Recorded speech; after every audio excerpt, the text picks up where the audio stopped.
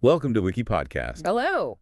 Today, for you, the learner, we're kicking off a new mini-series diving into contemporary philosophical topics. Right. And we're starting with a big one, a real head-scratcher.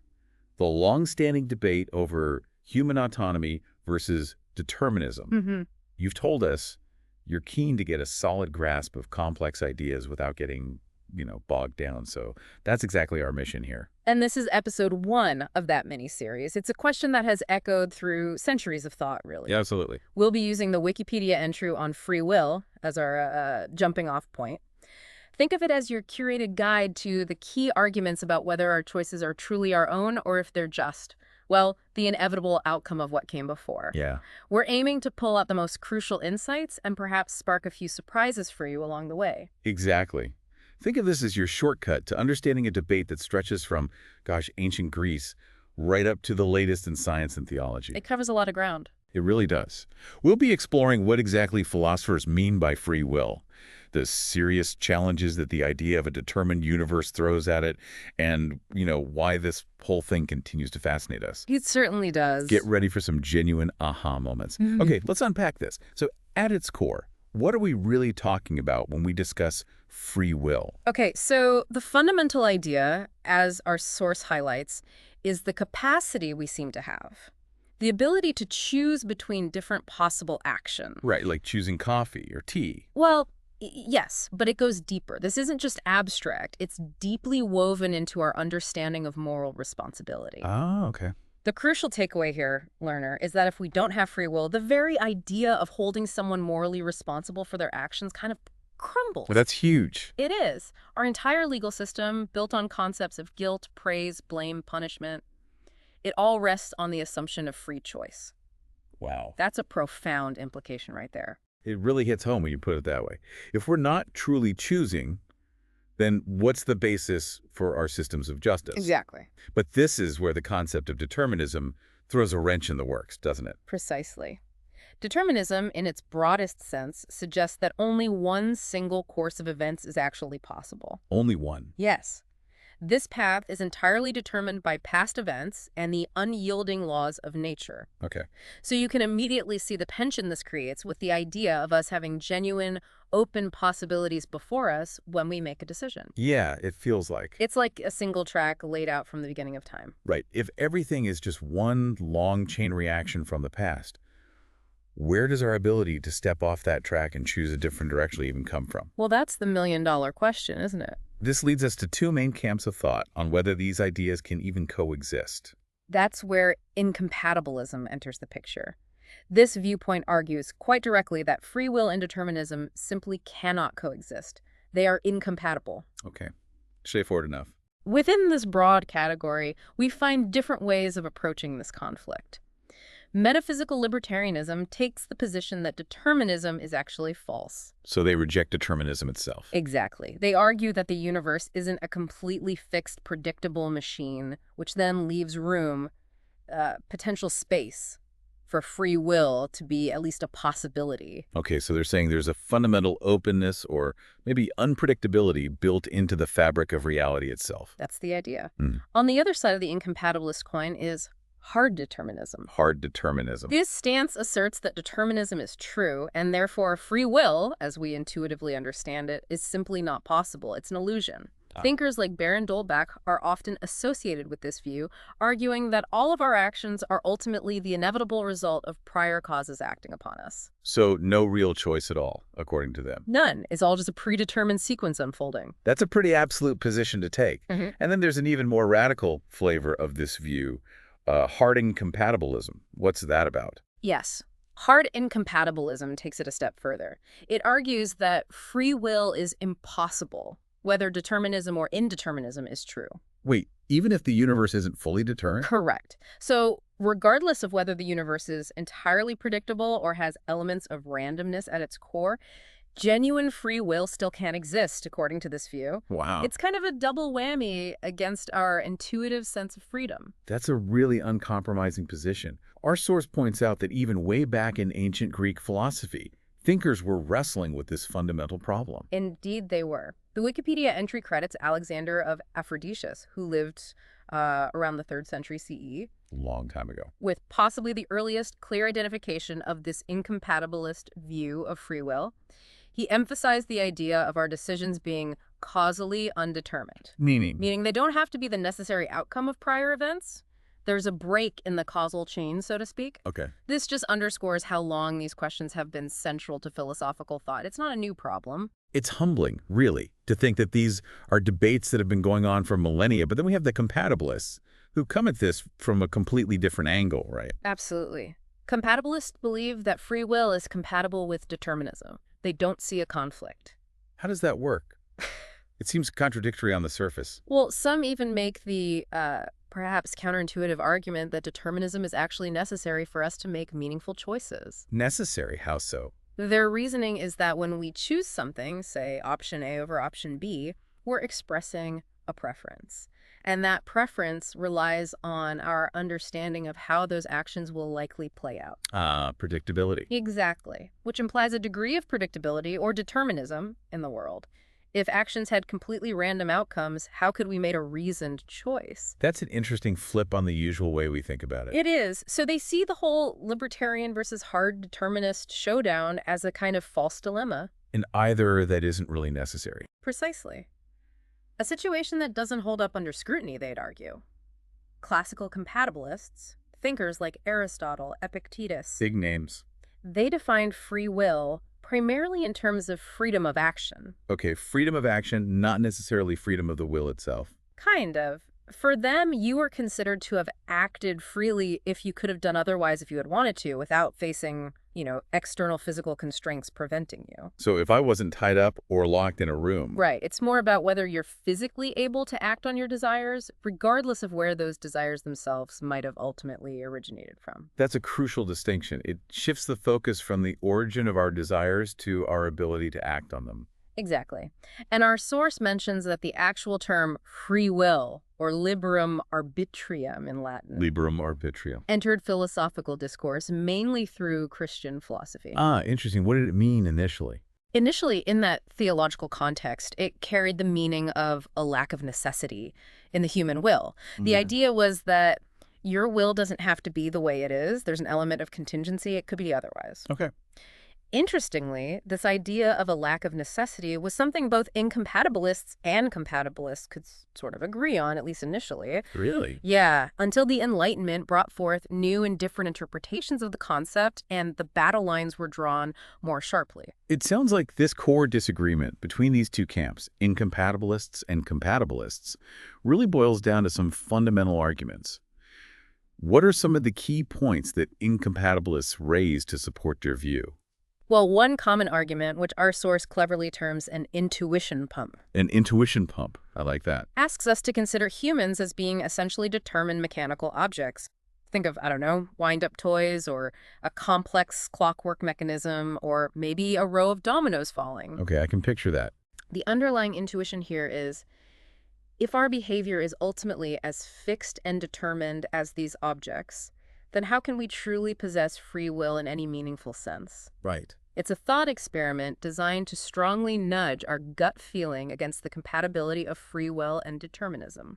It creates that unsettling feeling, doesn't it, that we might just be complex machines following a predetermined set of instructions. Exactly. However, compatibilists like, say, Daniel Dennett offer a counter to this. What do they say? They argue that even if we share certain, maybe superficial similarities with these determined objects, it's entirely possible and indeed plausible that we also possess crucial differences. Like what? Perhaps in our complexity, our capacity for conscious deliberation, self-reflection, things that allow for a form of free will even within a deterministic framework. So just because we share some properties doesn't mean we're identical in all the important ways. Precisely. That's a good point. What's another significant argument that incompatibilists often bring to the table? Another very influential one is the causal chain argument. Okay, incompatibilists often contend that for us to genuinely have free will, we must be the ultimate or originating cause of our actions. The starting point. Yes. The traditional Latin phrase for this is causa sui. Causa sui, cause of oneself. Right. They argue that if determinism is true, then all of our choices and actions can ultimately be traced back, link by link, through a chain of prior events and factors that are entirely outside of our control. Like tracing the dominoes back before the first one we saw fall. Exactly. It's like trying to find the very first domino that started the whole chain reaction, it seems, to go back before we existed, maybe even to the Big Bang. So if every cause has a prior cause stretching back endlessly, then we can never really be the true starting point or originator of our decisions. That's the incompatibilist argument. If everything we do is ultimately traceable to events that occurred before we were even born, then we can't be the fundamental cause, and therefore can't have genuine free will in that originating sense. But I imagine compatibilists have responses to that too. Oh, definitely. As the source notes, this argument has faced various challenges and nuanced responses. Compatibilist thinkers offer different accounts of what it means to be the cause of one's actions within a deterministic world, maybe focusing more on psychological states or reasons rather than ultimate origination. Okay. And there's a more modern, quite prominent argument in this debate you mentioned, formulated by Carl Jena. Yes, the consequence argument. It's quite powerful. How does it go? It essentially lays out that if determinism holds true, then two things seem undeniable. First, we have absolutely no power to change the past events that have led to our current state. Makes sense. The past is fixed. And second, we have no ability to alter the fundamental laws of nature that govern the universe. Also seems right. Can't break the laws of physics. Okay, so given that our present choices and actions under determinism are the necessary consequences of this fixed past and these unchangeable laws, it logically follows that we also have no real control over these present choices and actions. Because they are the necessary result of things we can't control. Exactly, and therefore no free will. Peter van Inwagen is another philosopher well known for developing this argument, building on earlier ideas. It's like that set of dominoes again, already lined up, and the first one was pushed long ago. Our choices are just the inevitable toppling of the later ones down the line. Precisely. And the difficulty this argument presents for some compatibilists is that it seems to imply something quite strange. What's that? Well, if you had made a different choice in a given situation, say you chose tea instead of coffee this morning, it seems you would have somehow had to change the past or violate the very laws of nature. Which sounds impossible. Utterly impossible. This leads incompatibilists like Genet and van Inwagen to suggest that compatibilists are committed to believing in what they call incredible abilities. The ability to change the past or break laws of nature? Effectively, yes. The ability to have chosen otherwise even when all preceding conditions were exactly the same, which, under determinism, seems to require one of those impossible feats. But I imagine compatibilists push back on that characterization. They don't actually think we can change the past, do they? No, not usually. David Lewis, for instance, offers a counter-argument. He suggests that compatibilists only need to maintain the possibility of doing something differently if the circumstances in the past had been different. So it's about hypothetical changes in the past, not actually altering the actual past. It's a subtle but important distinction about possibility and necessity within determinism. They argue that could have done otherwise doesn't necessarily require the ability to perform miracles, just that the action wasn't logically necessary in some absolute sense, or that under different conditions, a different outcome would have occurred. Okay, that clarifies the compatibilist angle a bit more. It's clear that the term determinism itself isn't just one single idea either, is it? Our source hopefully breaks down some of the different flavors. Absolutely, that's a good point. We have causal determinism, which is probably what most people think of.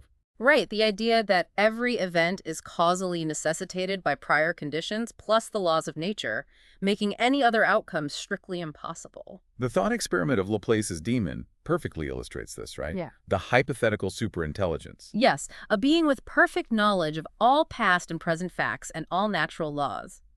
If the laws are truly deterministic, such a being could, in principle, predict the entire future with absolute certainty. Quite a staggering thought. Definitely paints a picture of a very tightly controlled universe. Indeed. Then there's logical determinism. How is that different? This is the idea that all propositions, statements about things, regardless of whether they refer to the past, the present, or the future, are already definitively either true or false right now. Okay. The challenge this poses to free will is, well, how can our future choices be considered open or free if what we will do in the future already holds a definite truth value in the present? So if it's already true now that I will choose coffee tomorrow, does that mean I'm not free tomorrow when I choose it? Exactly. This is often referred to as the problem of future contingents. It feels like it restricts the open-endedness of time. It feels like it takes away the very possibility of a different future actually happening, It does have that feel. And then, of course, we have theological determinism. which brings God into the picture. Yes, this centers on the belief that the future is already completely determined either by a creator deity's divine decree, God planned it all, or simply through their perfect foreknowledge of all events. Omniscience. Right. The question that immediately arises is how our actions can be considered genuinely free if a divine being has already, in some sense, decided or knows with absolute certainty what we will do. That's a classic theological problem. Yeah. How can God know everything, including my future choices, if I am truly free to make those choices? It brings up profound questions about the relationship between divine agency and human agency, divine power and human responsibility. It really does. And beyond these sort of overarching metaphysical forms, the source also touches on other types of determinism that are often more directly relevant to the arguments of compatibilists. Okay. Things like biological determinism, the idea that our genes, our hormones, our brain structure largely fix our behaviors, tendencies, maybe even our desires. Nature over nurture, essentially. In a strong sense, yes. And similarly, cultural determinism or psychological determinism, which emphasize the powerful influence of our upbringing, our environment, our past experiences, our unconscious drives in shaping our actions.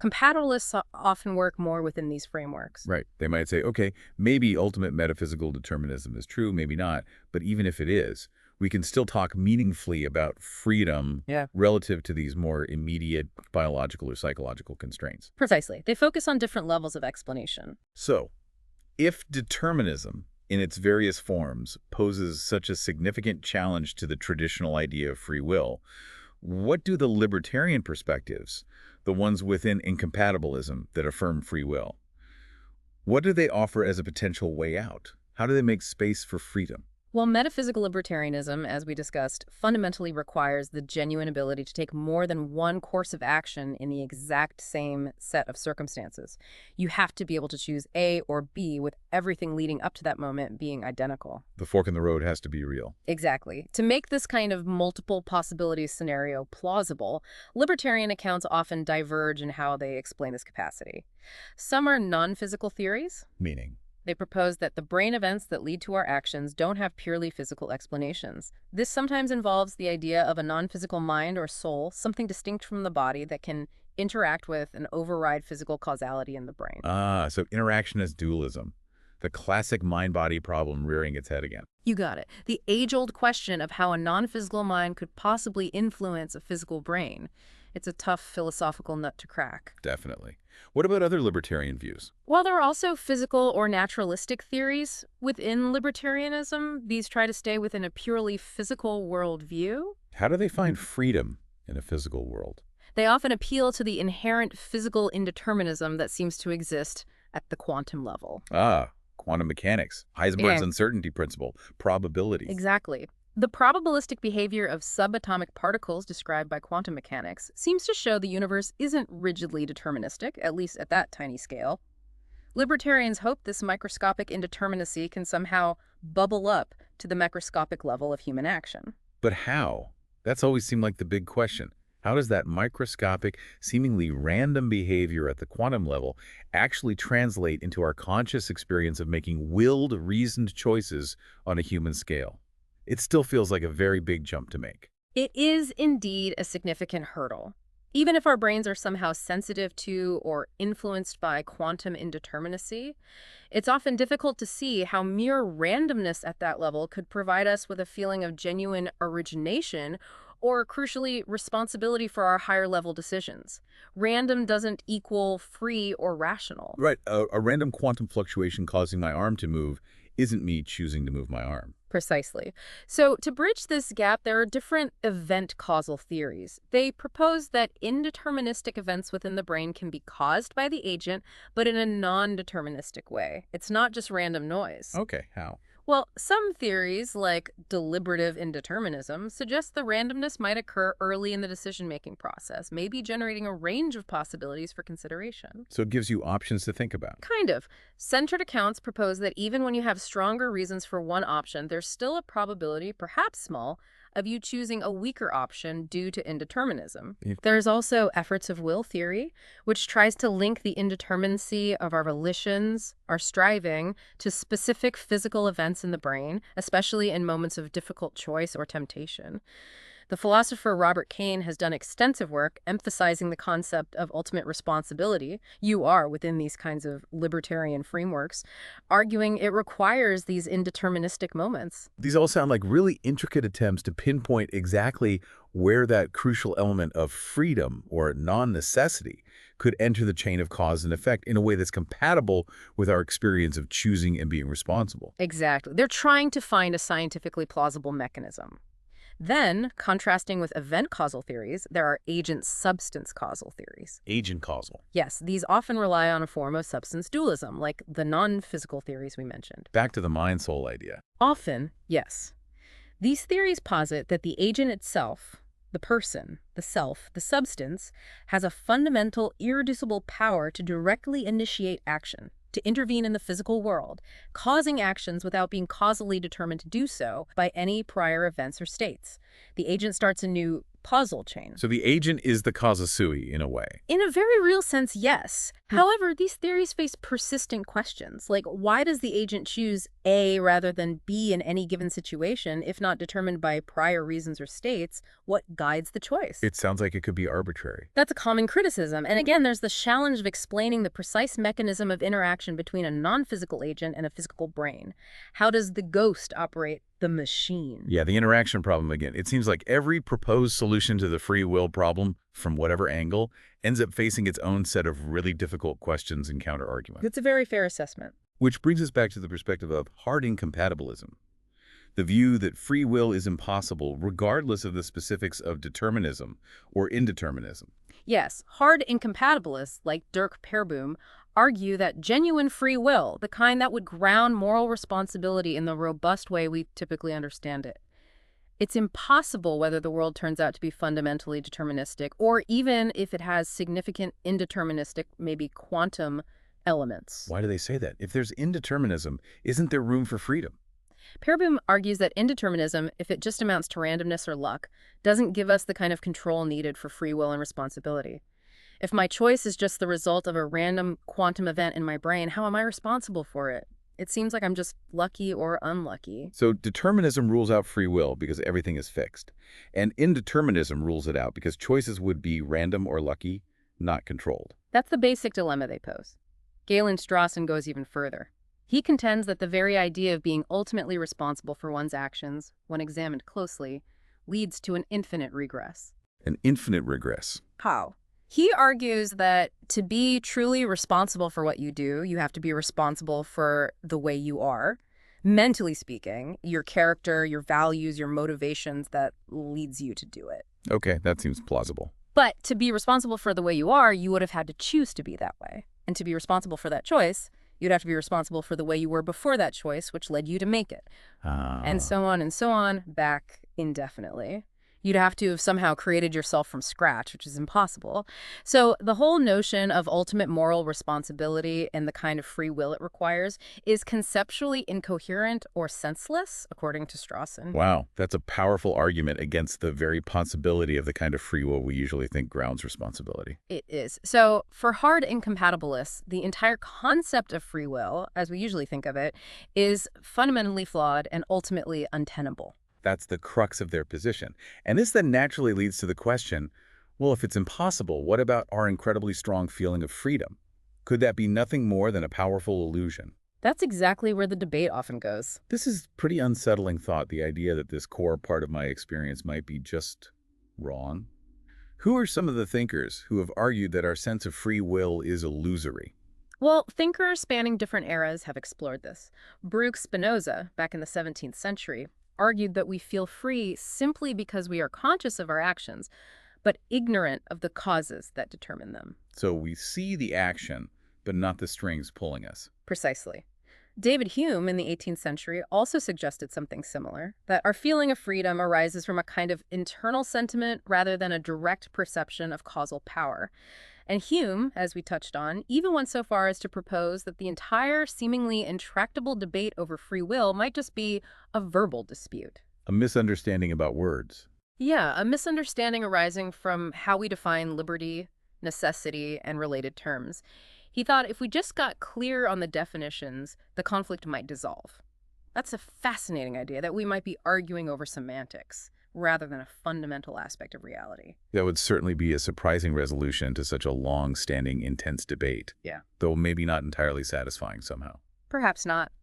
Arthur Schopenhauer in the 19th century offered a slightly more nuanced perspective on this illusion idea. Okay. He distinguished between the world as it appears to us, phenomena, and the world as it is in itself, noumenon.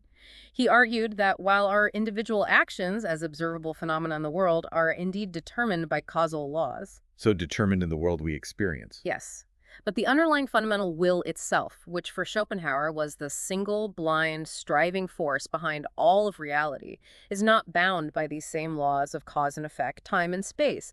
It is, in some metaphysical sense, free. So the deep will is free, but its manifestations as our actions are determined. Exactly. This leads to the somewhat paradoxical situation of us feeling free, because we are, at root, manifestations of this free will, yet experiencing necessity in the unfolding of our specific actions in the determined phenomenal world. That's a complex and intriguing way to try and reconcile these seemingly opposing forces of free core, but determined actions. Now, our source also delves into how contemporary science is approaching this age-old philosophical problem.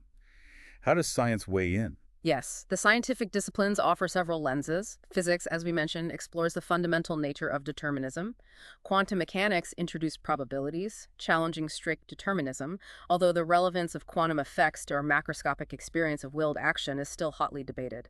Does brain-level quantum randomness equal free will? Most neuroscientists are skeptical. Okay, so physics is maybe ambiguous or its relevance unclear. What about neuroscience? Neuroscience investigates the intricate brain mechanisms involved in decision-making, trying to uncover the neural correlates of our intentions, choices, our feeling of agency. And psychology? Psychology studies our subjective beliefs about free will and the pervasive feeling of agency that usually accompanies our actions. How does this feeling arise? Is it accurate? And the findings in these scientific areas have been quite thought-provoking, haven't they? Yeah, Particularly in neuroscience, with those famous Libet experiments from the 1980s. absolutely. Benjamin Libet's experiments were groundbreaking, though controversial. They focused on measuring the timing of conscious intentions relative to unconscious brain activity. What did they find? They measured a brain signal called the readiness potential, known to ramp up before a voluntary movement. Libet asked people to flex their wrist whenever they felt the urge, and to note the time they first felt that urge or intention. Okay. He found that the readiness potential started building up in the brain several hundred milliseconds before the person reported being consciously aware of their intention to move. So the brain started preparing the action before the person felt like they decided. That's what the data suggested. This led to the somewhat startling possibility that unconscious brain activity might actually initiate our actions before we become consciously aware of having made a decision to act. Wow. This has, understandably, led some researchers and philosophers to question the traditional role of conscious will as the primary initiator of our actions. It raises the question, are we consciously choosing to act, or is our brain making the decision beforehand, and our conscious awareness just catching up, maybe even taking credit after the fact? It sounds like our brains might be making decisions on autopilot before we, our conscious minds, even get a say in the matter. That's one prominent and quite challenging interpretation of the findings.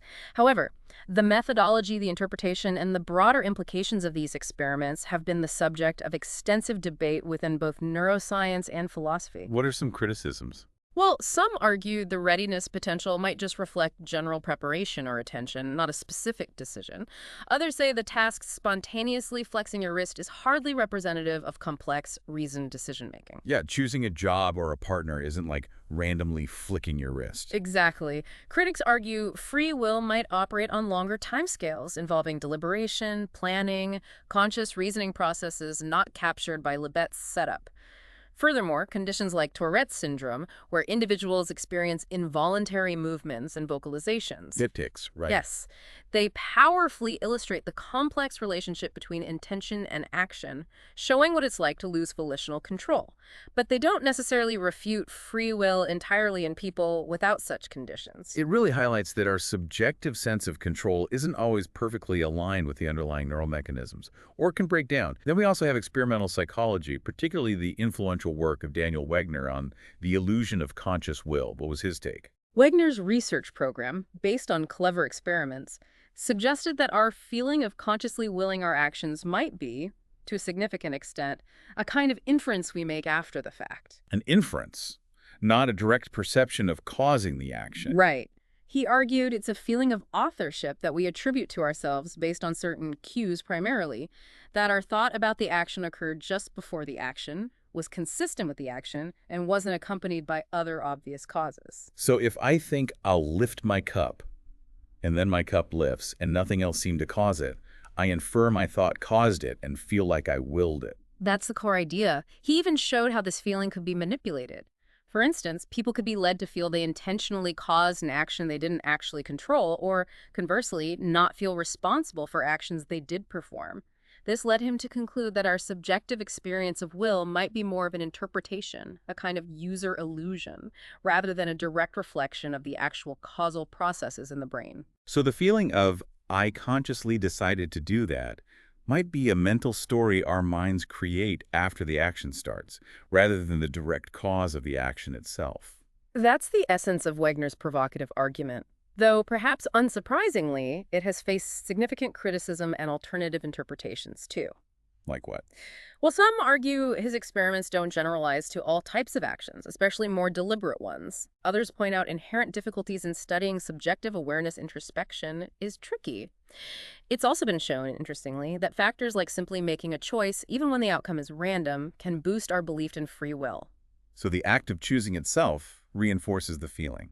It seems we might be fundamentally wired to experience ourselves as agents with free will, whether that experience perfectly maps onto the underlying causality or not. It's almost as if that feeling of agency is a fundamental part of our human operating system, maybe essential for navigating the world.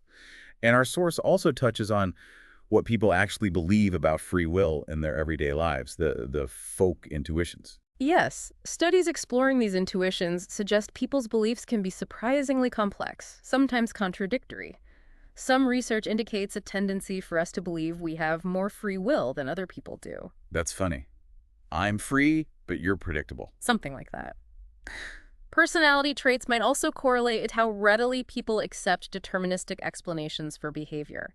And then there's the research on the effects of belief in free will. Right, does it matter what we believe? Initial research explored this, with some early studies suggesting that weakening people's belief in free will, say by having them read anti-free will arguments, might lead to negative outcomes like increased cheating or reduced helpfulness. Oh, so undermining belief in free will could make people behave worse. That was the initial concern. However, these findings are now subject to ongoing debate and replication issues. It's quite contested. One problem might be a potential confusion.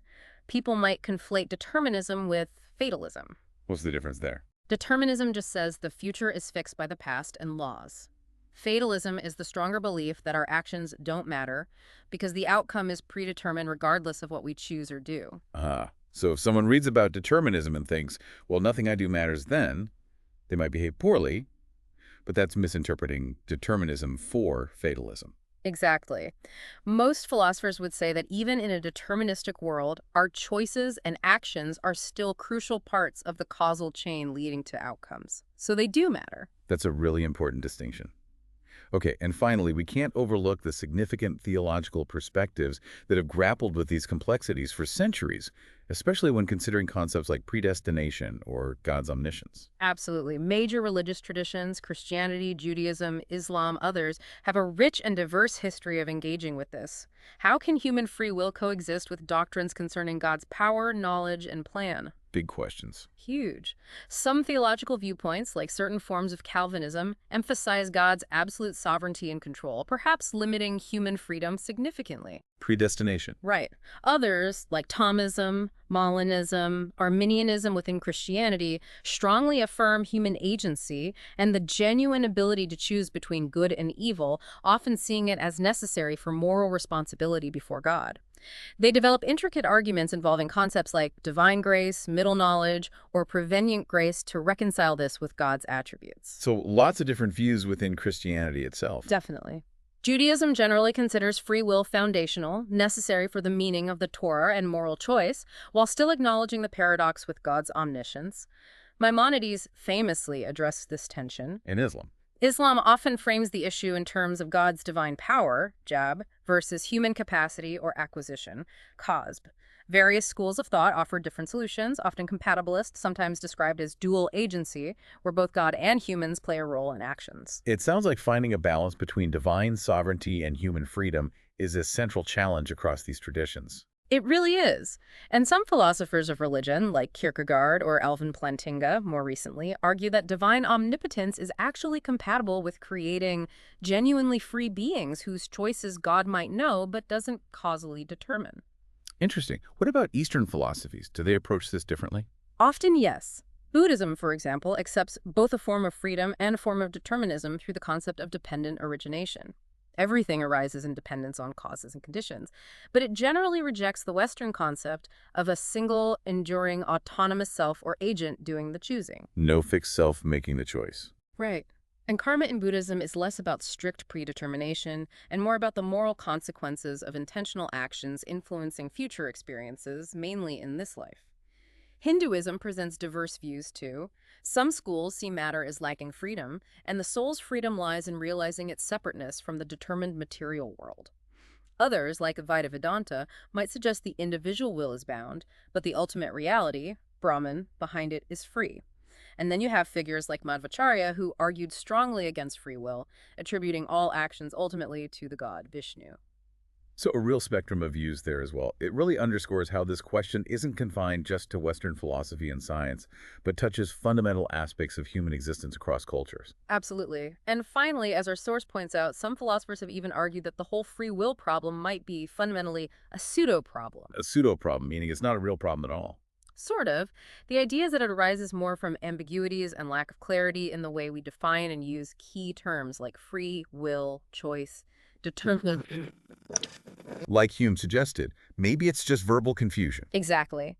If we could achieve greater clarity and precision in our definitions and a deeper understanding of the nuances in our experience of agency, maybe the seemingly intractable dilemma would dissolve or at least look very different.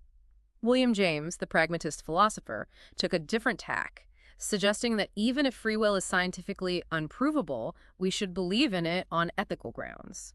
He saw it as a doctrine of relief, allowing for hope and the possibility of improving the world through our action. A practical reason to believe, even without proof. Precisely. So the learner, as you can hopefully see now, this debate over human autonomy and determinism is truly vast, incredibly multifaceted, Oh, yes. spanning millennia and encompassing these really intricate arguments from philosophy, science, theology, across different cultures. And here's where it gets really interesting.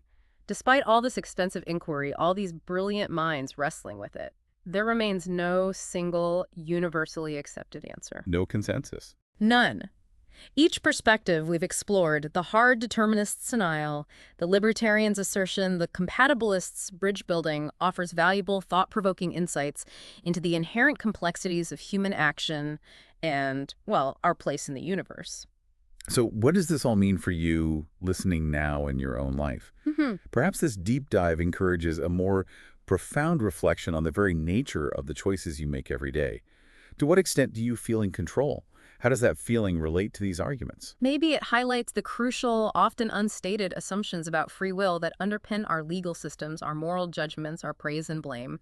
Are those assumptions justified? Or perhaps it simply serves to underscore the profound and enduring mystery of human consciousness and agency itself, living as seemingly free beings in a world apparently governed by laws. Which leads us to an important question for you to consider: the learner.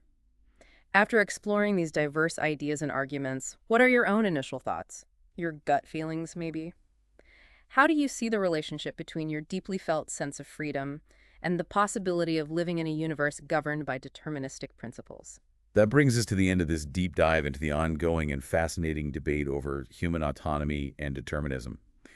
We sincerely hope this exploration has provided you, the learner, with a clearer, maybe more nuanced understanding of the key arguments and the diverse viewpoints surrounding this enduring philosophical puzzle. It's a lot to think about. It definitely is. Thanks for listening. Write us in the comments your opinion on the episode and what other topics you would like us to talk about. Subscribe to the channel to help us reach more listeners. Thank you, and have an amazing day.